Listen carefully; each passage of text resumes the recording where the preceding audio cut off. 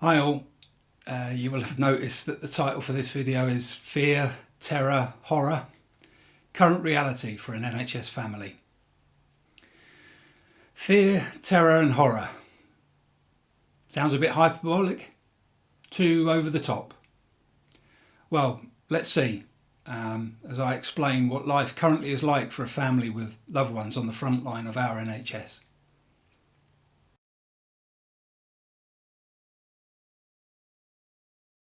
Doctors, nurses, healthcare professionals, administrators are all and always have been heroes. They save lives. That could and should be enough said about these remarkable, talented, qualified, committed people. I think we'd all agree with that. Yeah? Great. However, there's more, much more. They are the team that care for us every step of the way when we need them to. They comfort us when we're frightened. They plan our treatment. They work out how to give us exactly what we need and when we need it. They protect us and advocate for us when we can't. They also ensure we have our dignity during a time when we're vulnerable. This is every minute of every day, pandemic or not. They're always there for us. They are the best of us.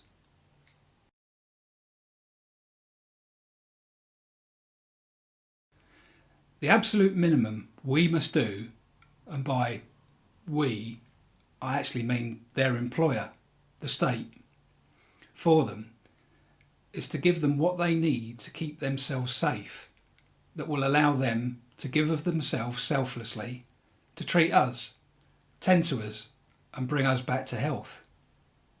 So how's that working out?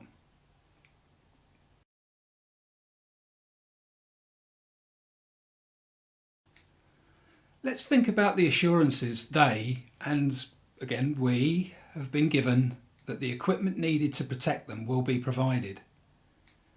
It's worth noting here that this is a non-question.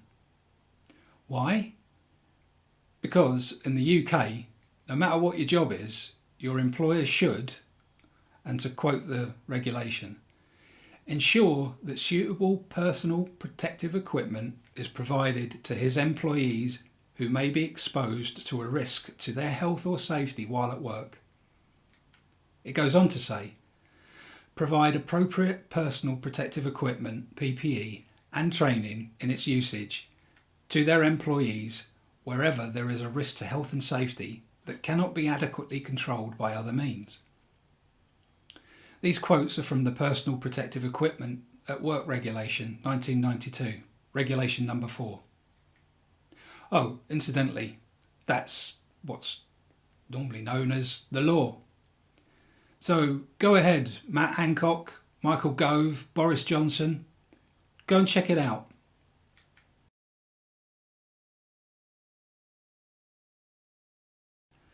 So, the PPE should have already been available to our frontline superwomen and supermen, but wasn't.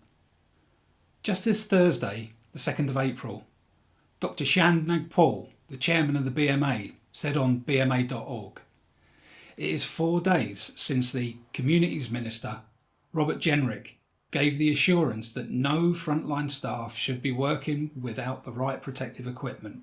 Dr. Nagpal continued, yet this week, the BMA has received concerns from doctors in over 30 hospital trusts about inadequate PPE supplies and GPs across England who are yet to receive eye protection. So, as of Thursday, doctors are still screaming out for PPE. So, what does not having the right PPE lead to? Surely, if they're careful, it can't be that bad, can it? What passes as an average hospital ward during a pandemic in a large city hospital has 25 staff to care for the patients. In the hospital that I'm referring to, of the 25, two had been tested for coronavirus. These brave professionals have been caring for their patients all this time without the correct PPE. No PPE and virtually no testing. Is this how we look after those looking after us? It would seem so. The answer to my question of what does not having the right PPE lead to is, of the 25 staff, 20 are now off work because they're ill with the virus. This is just one of an unacceptable number of hospitals throughout the UK that are dealing with this sort of calamity. Just pick up a paper or hop online to verify this for yourself. Oh, and just to be clear, one hospital bearing this is unacceptable, let alone the number that are. The ultimate answer to the same question is the worst of answers. Just 2 days ago, 2 nurses and 2 healthcare assistants died after contracting coronavirus, caring for those that they care for and had cared for every day of their professional lives.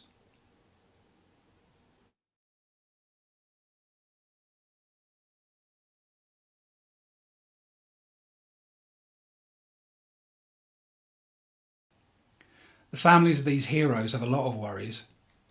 Whether a son, daughter, mum, dad, wife, husband, the connection doesn't matter.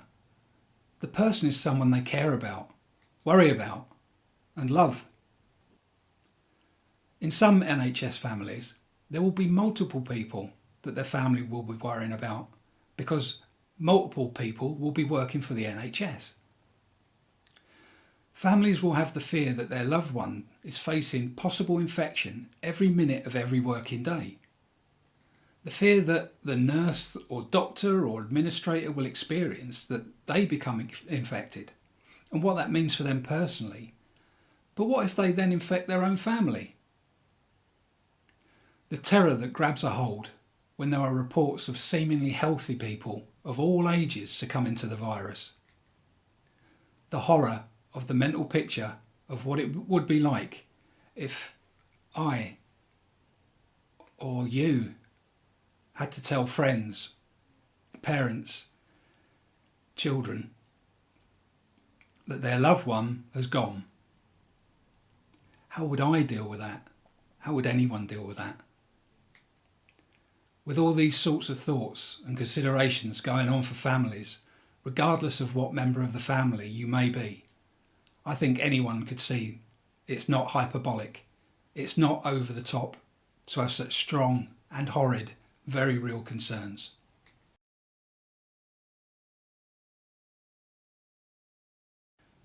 In regular times, when my loved one is getting ready to go on shift, I'm filled with enormous pride. These are not regular times. I can't tell you how proud I am. I feel like I could burst. Equally, I can't tell you how afraid I am. My beautiful loved one will be back on shift tomorrow.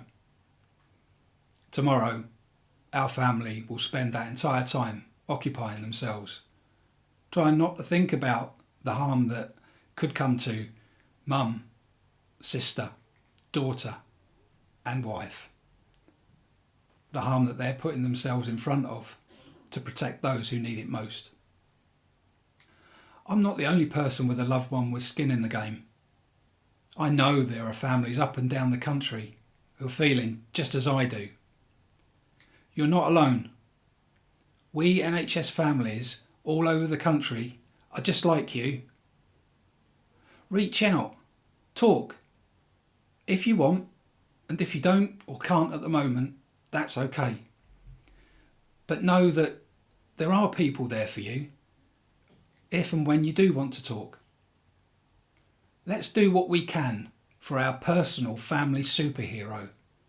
Support them, give them space when needed, be there for them when that awful time inevitably comes, and it will come, where things aren't working out at work how they would like it to. But, and this is a big but, let's ensure we are pressuring our government to deliver the safe work environment and the equipment for our wonderful, beautiful, magnificent loved ones. Call your MP, email them, tweet them, get on their Facebook pages, engage with activist groups, there's a ton of them. At this moment, it matters more that we do something than exactly what we do. And for those of you who haven't engaged with your MP before, or wouldn't maybe know who certain NHS activist groups are, I'll link them in the description for you.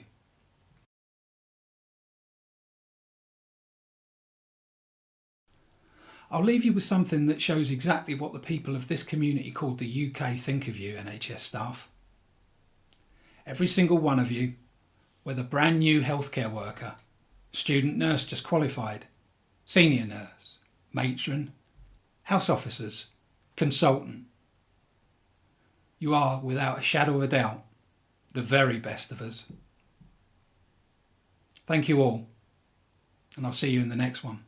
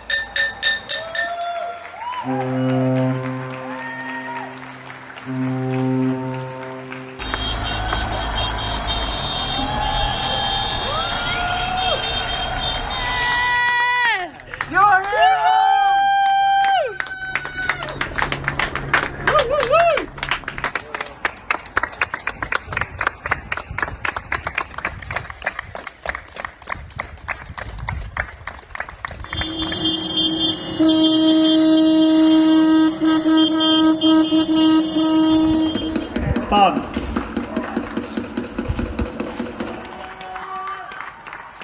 Well done!